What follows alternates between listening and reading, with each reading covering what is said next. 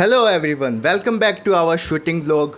आई hope आप में से जो भी लोग KSS शूटिंग चैम्पियनशिप के लिए जा रहे हैं उन सभी ने अपना अपना स्लॉट बुक कर लिया होगा। आज की इस वीडियो में हम बात करने वाले हैं अबाउट द ब्रीदिंग पैटर्न कि शॉट के दौरान हमें ब्रीदिंग जो है वो कैसे लेनी है, और देखेंगे पारदिनी के 12 पिस्टल, साथ ही happy and funny moment of the week. लेकिन इन सब से पहले जो स्पेशल मोमेंट रहा इस वीक का वो ये दोस्तों कि हमारे pistol shooting champion, shooting prodigy mister Saurabh Chaudhary, इन्होंने एक नई जर्नी शुरू कर दी है। तो बहुत बहुत बधाई हो चौधरी साहब को। हम चलते हैं अपनी शूटिंग जर्नी पे फोकस करते हैं। तो एकेडमी आकर अपने वेपन को अच्छे से हमने चेक कर लिया है और बढ़िया से अब बॉडी स्ट्रेचिंग करके मैनुअल कार्ड्स पे शॉट्स ग्रुपिंग चेक करने के बाद फिर हम डिजिटल पे शॉट करेंगे 40 शॉट्स का मैच। तो चलो दोस्तों, अपना पूरा सेटअप रेडी कर लेते हैं। काफ़ी टाइम से हम कोशिश कर रहे हैं कि हमारा स्कोर 380 टच कर जाए, लेकिन वो अभी हो नहीं पा रहा है। 70 के अराउंड ही हमारा स्कोर इधर उधर घूम रहा है। तो हमने थोड़ा सा टारगेट को कट डाउन किया है और 375 का टारगेट लेके चल रहे हैं हम कि पहले 375 रेगुलर बेसिस पे अचीव करने लग जाएंगे, then we will look towards the 380। और हमें पर्सनली भी ऐसा फील होता है कि 380 स्कोर के लिए जितनी मेहनत, जितना टाइम हमें चाहिए उतना टाइम हम अभी दे नहीं पा रहे हैं, क्योंकि एक पर्टिकुलर स्कोर तक तो हम पहुंच जाते हैं, लेकिन फिर उसके बाद जो इम्प्रूवमेंट होगी, उसके बाद अगर हम अपने स्कोर में इंक्रीज चाहते हैं तो हमें एफर्ट्स भी डबल करने पड़ते हैं दोस्तों। जिन भी शूटर्स का स्कोर उनको लगता है कि उनकी एक्सपेक्टेशन से कम है, तो उन्हें एक बार एनालिसिस करना चाहिए कि क्या उनकी मेहनत में कमी है या फिर उनकी टेक्निक में कमी है। तो वो चीज़ को पता होना बहुत ज़रूरी है, क्योंकि जब पता होगा तभी उस पर हम काम करेंगे। और ये बात बिल्कुल जेन्युइन रिव्यू लेने के बाद आप लोगों से शेयर कर रहे हैं। जिन भी शूटर्स का स्कोर जो है उनके रेगुलर स्कोर से डाउन गया है या इंक्रीज़ नहीं हो रहा है, हमने उनसे पूछा कि क्या आपको क्या लग रहा है कि क्या कमी चल रही है। तो उन सभी शूटर्स ने ये बात एक्सेप्ट की कि जितनी मेहनत उन्हें अब इस लेवल पे करनी चाहिए उतना टाइम वो डेडिकेट नहीं कर पा रहे हैं टुवर्ड्स शूटिंग, जिस वजह से उनका स्कोर और आगे इंक्रीज नहीं हो पा रहा है। और हम पर्सनली भी ये बात एक्सेप्ट करते हैं कि अभी हम जितनी होल्डिंग कर रहे हैं, आज से 4-5 महीने पहले भी उतनी ही होल्डिंग कर रहे थे। थोड़ा बहुत इंक्रीज़ हुआ है ऑलमोस्ट, जैसे हमने होल्डिंग थोड़ी सी बढ़ा दी है, 100 to 150 कर लेते हैं, और ड्राई फायर जो था वो 100 से 200 कर दिया है। बट फिर भी इसके बावजूद और सारी जो चीज़ें हैं उन पे हमें वर्क करने की ज़रूरत है, जिसके बाद ही हमारा स्कोर बढ़ेगा। और जब वो हम करेंगे तभी जाके हम एक्सपेक्ट भी कर सकते हैं कि हमारा स्कोर बढ़िया है। तो ऑलमोस्ट 100 ड्राई फायर करने के बाद अब हम लेन नंबर 4 पे खड़े हो गए हैं, और हमारा फर्स्ट कार्ड जो साइटर कार्ड गया है उस पे हम अब अपनी ग्रुपिंग चेक करेंगे कि शॉट्स कैसे आ रहे हैं। लास्ट वीक जो हम ओपन कंपटीशन खेल के आए हैं दोस्तों, उसके बाद कॉन्फिडेंस काफ़ी हाई हो गया है, बट वी नो कि और ज़्यादा मेहनत की ज़रूरत है, क्योंकि COC में भी आने का मन कर रहा है अब तो। और ये आ गया हमारा फर्स्ट कार्ड, और अब बारी है सेकंड कार्ड की। तो इस पे भी ग्रुपिंग को हम चेक कर लेंगे। डिजिटल लेन से पहले हम ये कार्ड पे शॉट करके देखते हैं, तो ना सिर्फ हम ग्रुपिंग चेक करते हैं बल्कि ये भी चेक करते हैं दोस्तों कि कहीं किसी और शूटर ने इस पिस्टल को यूज़ किया होगा तो क्लिक्स ऊपर नीचे ना हो, क्योंकि समटाइम्स क्या होता है क्लिक इधर उधर होती है। तो जब हम डायरेक्टली डिजिटल लेन पे जब खड़े हो जाते हैं और वो शॉट जाके जब लगता है, बिल्कुल नया टेम्पलेट ख़राब हो जाता है और बिल्कुल क्रिमिनल वाली फीलिंग आती है दोस्तों। तो इसलिए हम कार्ड पे पहले शॉट चला के चेक कर लेते हैं कि एटलीस्ट सारे शॉट ब्लैक सर्कल में तो आ रहे हैं, ताकि वो नया टेम्पलेट जो लगा हुआ है वो ना फटे बस। तो सेकंड साइटर कार्ड भी कंप्लीट हो गया। लेट्स सी द ग्रुपिंग, और ये रही हमारी ग्रुपिंग आपके सामने। एक अट्ठी ज़रूर मारनी है भाई। कोई नहीं, 8 वाले शॉट को इग्नोर करके चलते हैं। अब अपना पूरा सेटअप डिजिटल लेन पे लेके चलते हैं और वहाँ पे करेंगे 40 शॉट्स का मैच। तो जब तक हम लेन पे फुल रेडी होते हैं तब तक दोस्तों आप लोग कमेंट बॉक्स में जाइए और वहाँ पर हमें बताइए कि आपकी ट्रेनिंग कैसे चल रही है और आपका क्या स्कोर आ रहा है आउट ऑफ 400 फॉर NR और ISSF जो है, उनका क्या स्कोर चल रहा है आउट ऑफ 600। मैच से पहले खुद को बिल्कुल बढ़िया से हाइड्रेट कर लेंगे, तो हमने ड्रिंक ब्रेक ले लिया और आप लोगों को इसी दौरान एक और चीज़ दिखाते हैं दोस्तों। हमारी एकेडमी में एक नए शूटर आए हैं मिस्टर जय, और इनके पास हमने देखा कि पारदिनी की पिस्टल थी, तो हम तो बहुत एक्साइटेड हो गए पारदिनी पिस्टल देखने के लिए, क्योंकि इससे पहले हमने इतने पास से कोई पारदिनी पिस्टल नहीं देखी थी एक्सेप्ट वो 25 मीटर वाली छोड़ के। हाँ, बट लुक इसका देखने में भी थोड़ा वैसा ही है, और ये मेड इन इटली है दोस्तों। तो चलिए देखते हैं कैसी और कितनी यूनिक पिस्टल है ये बाकी सारी अदर पिस्टल से। तो सबसे पहला यूनिक फीचर इसका दोस्तों ये है कि इसका आप देखो गैस सिलेंडर का जो मीटर है वो फ्रंट में नहीं है, साइड में दिया हुआ है, जो कि सेफ्टी पर्पस से हमें बहुत ही ज़्यादा इंप्रेसिव लगा। और अदर थिंग कि इसमें 250 बार तक आप गैस फिल कर सकते हो, जबकि बाकी सारी पिस्टल में सिर्फ 200 बार तक आप फिल कर सकते हो। इसका जो पैलेट प्लेसिंग मैकेनिज्म है वो बिल्कुल स्टेयर पिस्टल की तरह है, तो आप पैलेट जब इंसर्ट करेंगे तो आपको दिख जाएगी, तो डबल पैलेट डलने का कोई चांस ही नहीं है। इसमें ड्राई फायरिंग के लिए और शूटिंग ट्रेनिंग के लिए अलग अलग आप देख सकते हैं ऑप्शन दिया हुआ है। तो जानते हैं जरा हमारे मिस्टर जय से कैसे ये वर्क करता है, लेट्स सी। ड्राई फायर के लिए चेम्बर ओपन करना पड़ेगा, उसके बिना ये लीवर नहीं घूम सकता। ओके, ठीक है। और जब आपको ट्रेनिंग करनी हो तो तब इसको फर्स्टली अगर आप ऐसे करोगे तो ये टूट भी सकता है। अच्छा, तो इसको चेम्बर फुली पीछे कॉक करके तब फायर पे सेट करना है। फिर नीचे करो। अभी तो पैलेट है ना, गैस फायर हो जाएगा। गैस फायर भी इसको थोड़ी हैवी साउंड है। हैवी साउंड है। और ये एक और यूनिक चीज़ है, इसका वेट निकाल के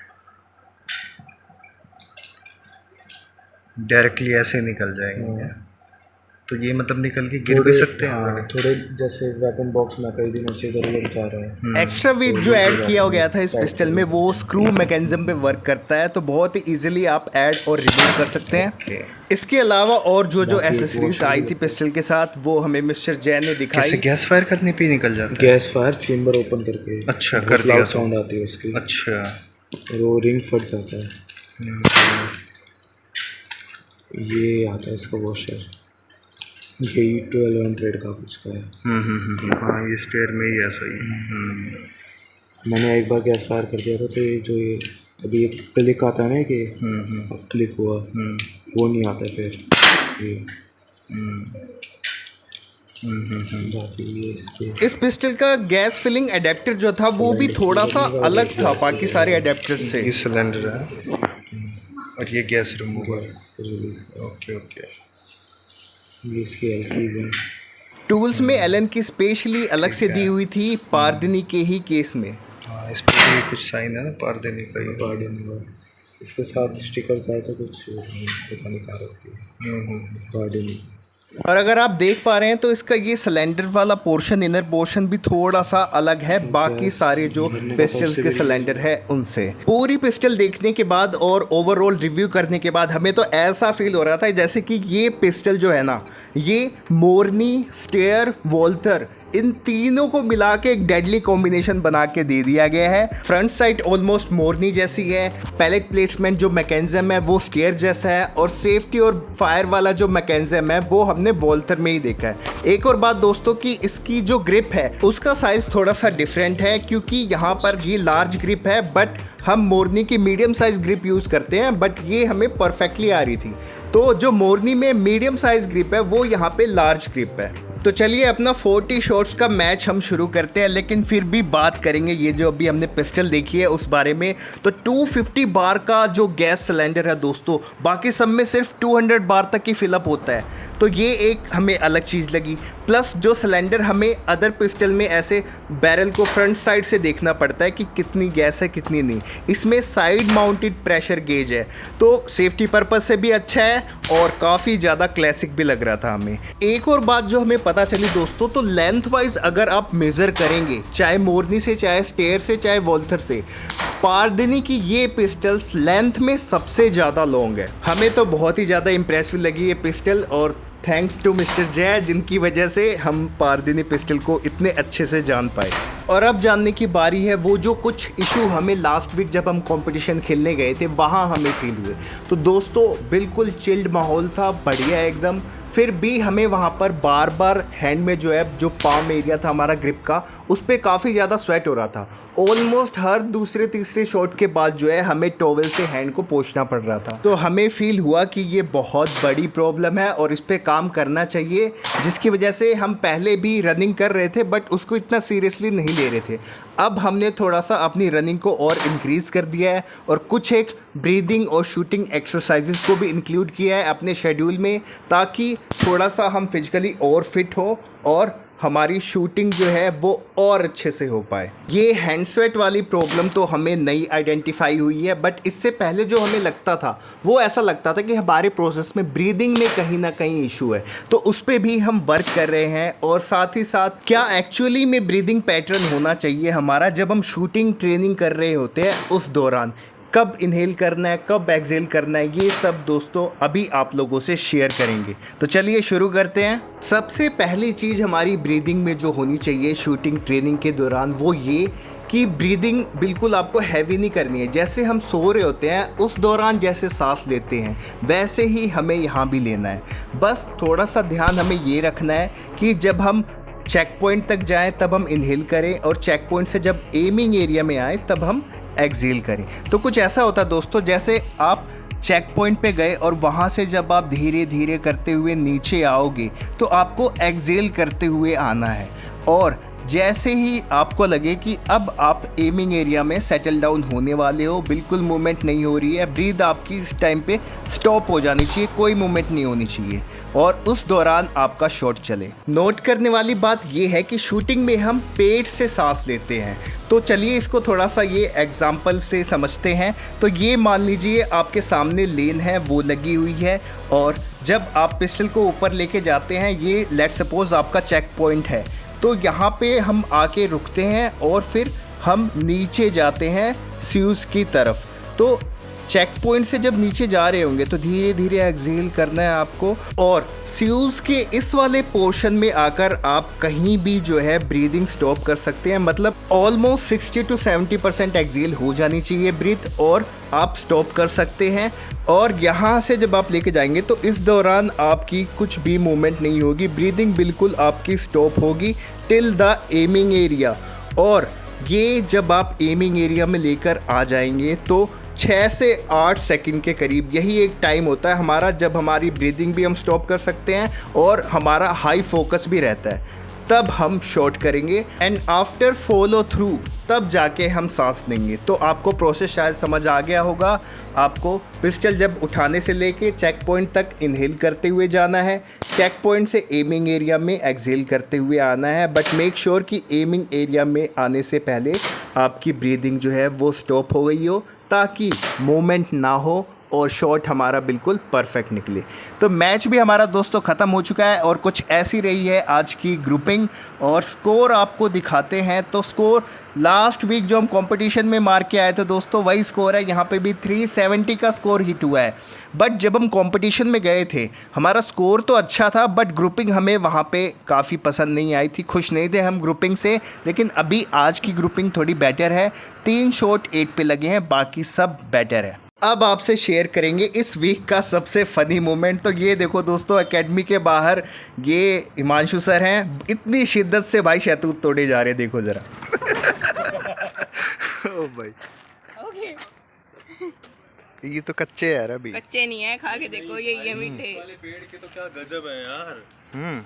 ये मिस्टर कनिष्क को देख लो भाई, सीढ़ी लगा के तैयारी। इन्होंने हमें बताया कि एकेडमी की छत पे चढ़ गए थे शहतूत खाने के लिए। ऊपर से कैसे चढ़ गए थे भाई? यहाँ नहीं, सीढ़ी वहाँ लगाई थी, अच्छा, तो ऊपर चले गए। आप लोगों को लेके चलते, हम सीधा लाइव फुटेज दिखाएंगे एकेडमी की छत से शहतूत खाते हुए।